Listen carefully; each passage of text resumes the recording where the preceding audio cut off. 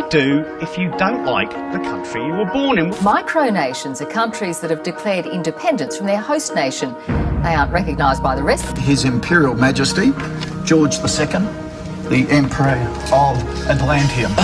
Please. Doch keiner versteht es so gut wie Imperator George Kruschek.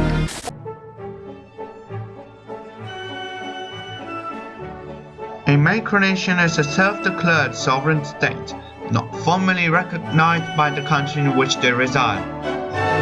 It is a political entity whose members claim that they belong to an independent nation or sovereign state, but they usually lack of legal recognition by world governments or major international organizations. In the last 50 years, over 60 micronations have been formed all over the world, indicating a global rise in a form of dissension and inquiry into what makes a state legitimate.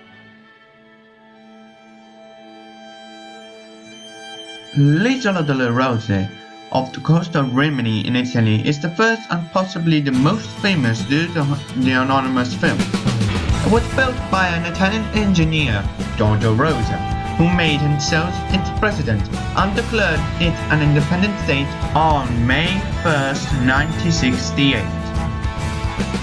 Rhode Island had its own government, currency, post office, and commercial establishment, and the official language was the Esperanto. However, it was never formally recognized as a sovereign state by any country in the world. Viewed by the Italian government as a ploy by Rosa to raise money from tourists while avoiding national taxation, Rhode Island was occupied by the Italian police forces on June 26, subject to naval blockade, and eventually demolished in February 1969.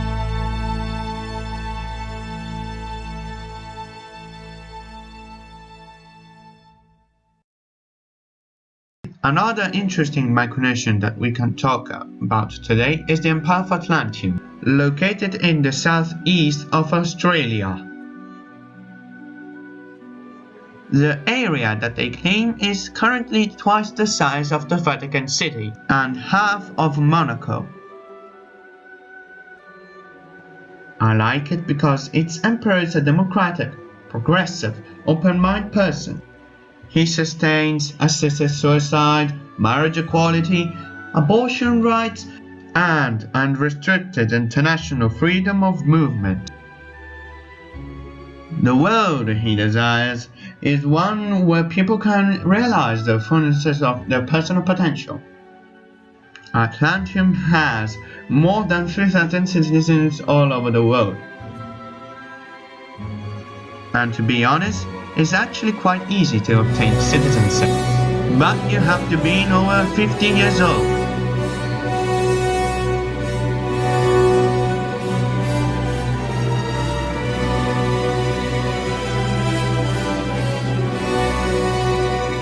I am very intrigued by the existence of these micronations because I believe that they call in question the existence of the historical nations. After all, these little nations are born from a desire for freedom and independence.